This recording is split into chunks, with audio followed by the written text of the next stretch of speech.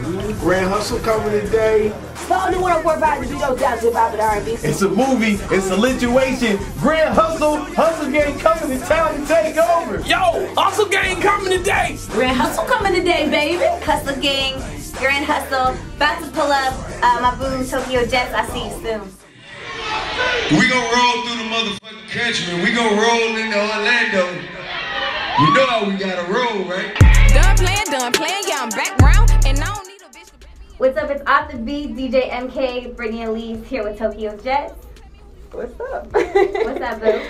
So real quick, so I want to say, I first got hip to you South by Southwest. You pretty much just took over the whole situation, just killed Shut it down. Definitely that's when I got hip to you, but you are from Florida, you're from Jacksonville. Of course. And now you just recently said that you moved to Atlanta. Yeah, I just moved to Atlanta. Okay, cool. So how much has your like day-to-day life changed moving from Jacksonville to Atlanta? I don't know how to get around Atlanta at all. Marta. No, like I use my GPS to go everywhere. Whereas in Jacksonville I'm just cruising. Like I know these roads. Right. But I haven't actually had time to be in Atlanta and experience Atlanta yet. Whereas I know Jacksonville, like I lived there all my life.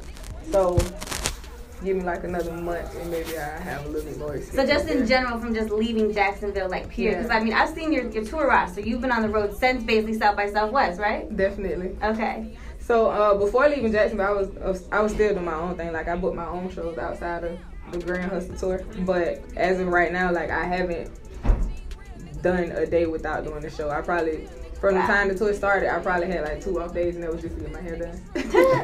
But it's been like non-stop work.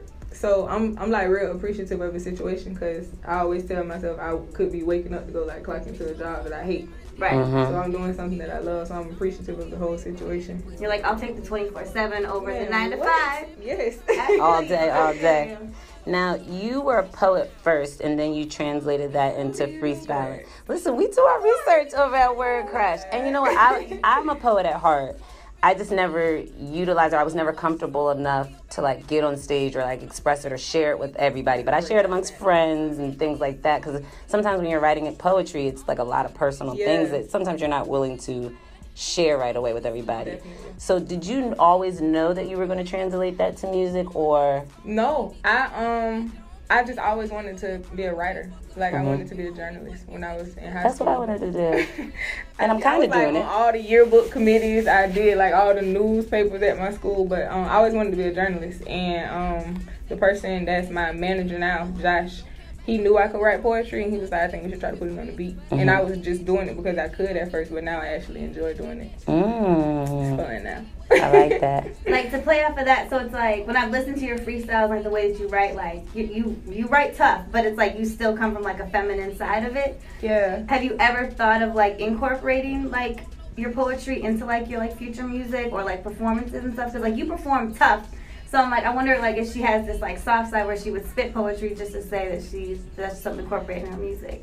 Yeah, I feel like everything that I do has to like come at a certain time though. Like I want to create a fan base and I want people to respect me for, you know, one thing at a time, and then I want to succeed at that, and then I want to be able to come in and do something else. I don't want to just throw a million things at So it's like one goal at a time instead of trying to get 5 different goals. Look at me and be like, what is she doing at this point? Like I don't want you to feel like I don't know what I'm doing. Just because I'm trying to throw so many things at you. You're like, I'm trying to try this even though I haven't like all the way mastered what I'm doing right now. I feel you. I like that. I'm very similar to that. Now, you're very active on social media, and one of the things that I like about your Twitter page, because I'm not really good at Twitter, but what I like about your Twitter page is that you run stories, but I will sit there and read them all. I'll read everything. I'm like, dang, and then you put in these GIFs with it that translate right to what you're saying in each post. I had a horrible childhood. Listen, but I can relate to certain ways you say things. I'll be like, oh, my mom used to say that to me, or so-and-so used to say that. So, like, it's definitely relatable to your audience or people that are following you by doing that. So I guess my question is, you started to DM T.I. and DM some of your freestyles and things like that. And then he finally actually like responded and brought you into the fold. What was it that you thought he seen in you that he wanted to bring you in? I think it was more so like the influence that I have on the people that I perform in front of. Like, before I got in the Grand Hustle situation, and even now, if I was to walk into a room full of kids, they all know me, they all scream, they all go crazy. And when I first started going on the road, I have a cameraman. I made him record everything, like every show, every pep rally we ever did, and I started to put it on the internet. And I started to get attention from Tip.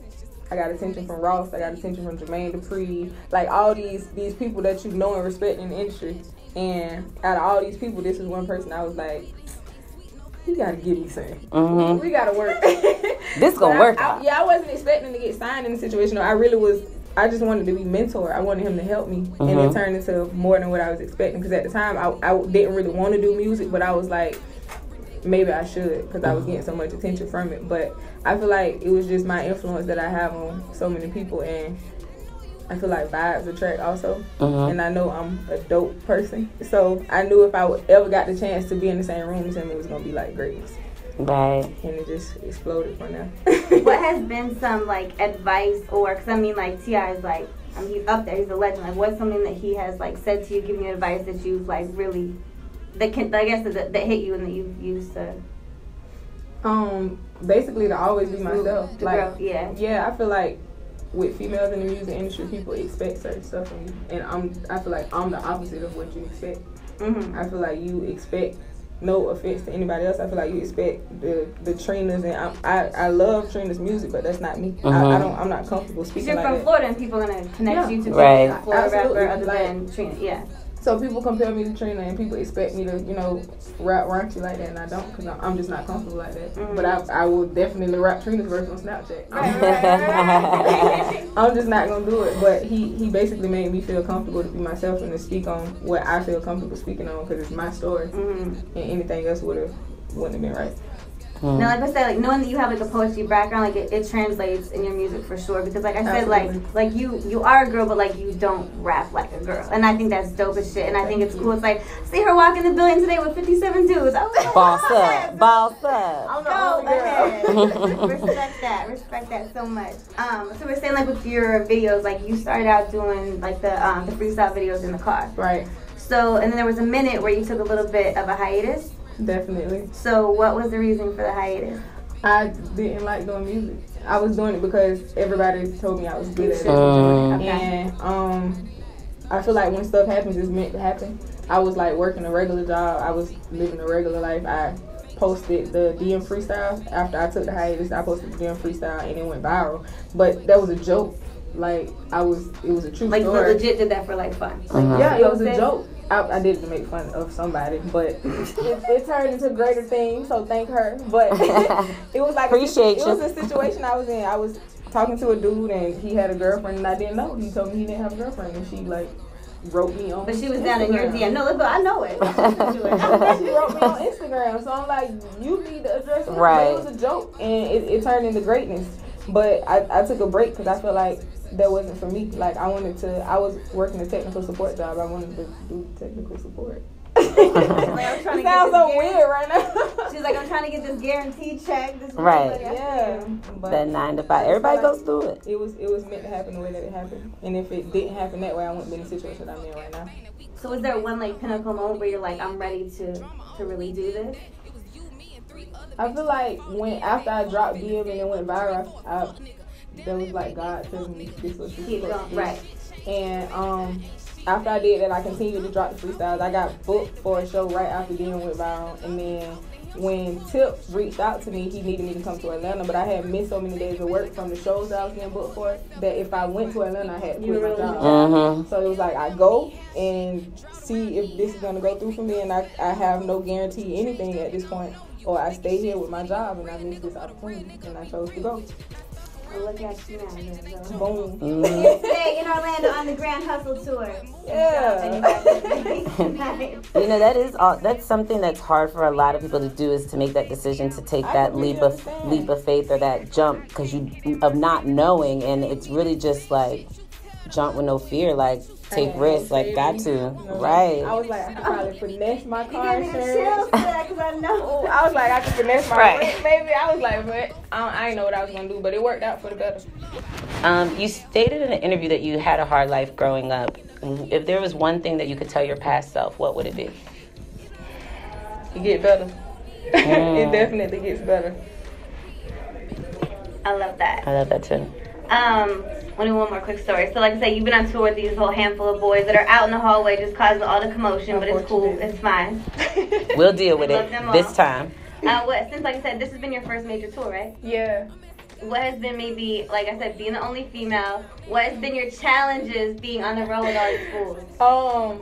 I snap easily. Like, it's so bad. I'm trying to stop it. Like, I have to have conversations with I just feel myself. like they would smell. Like, I just feel like boys smell in general. So Right, or messy. Nah, they like, everybody tries to prevent each other from doing something before I say something. Okay. So they like, oh, fix this because Toke coming. Don't do this because Toke coming. And then like if they have girls on the bus, they like, oh, they gotta be quiet because Toke about to go to sleep. It's so funny. They like all try to prevent me from going off. But when I go off, so you're like the mother figure on the security / I'm the security. I just picture like on that episode of Bad Girls Club when she was like, I ain't gonna sleep because of y'all. Y'all ain't gonna sleep because of me. No, that's me for real. Like, I'm petty. It's so bad. Oh, it's so bad. I love that. I can picture it happening. So what is your plans after the Grand Hustle Tour wraps up? I know you're here tonight. Yeah. Jacksonville, when tomorrow? Sunday. St. Pete tomorrow. Okay. After the tour, I plan to do my own run through the South. These are the places that I've, already been getting booked in to basically expand on what we already have. And then I have a project dropping titled Viral also, which should be coming in August. And then, of course, we have... Good month. Yeah, Good month. Yeah, basically because of my start. Right. And then, of course, we also have the Grand Hustle Project, which I'm on as well. Naturally. Of course. But it's a lot of dope stuff coming soon. A lot of visuals coming with the project.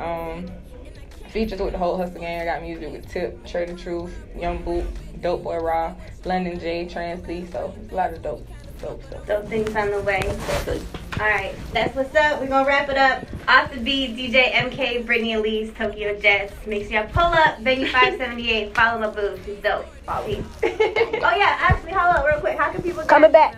Social media? Come on back. You don't already follow us. Yeah, you don't follow me. On Instagram it's Tokyo Jetz, TOKYOJETZ. My Twitter is Real Tokyo Jetz. That's where you're gonna get the real me, the stories, all that. Real Tokyo Jetz. My Snapchat is Tokyo Jetz, TOKYOJETZ. Facebook is the same. Still don't know why pistols on me. As I'm praying to the Lord, I don't wanna leave. Do what they wanted and they both ran off. Nose ass neighbors ain't attempt to come out. And I'm crying cause it's so fucked up. But compared to my life shit, they ain't took much in.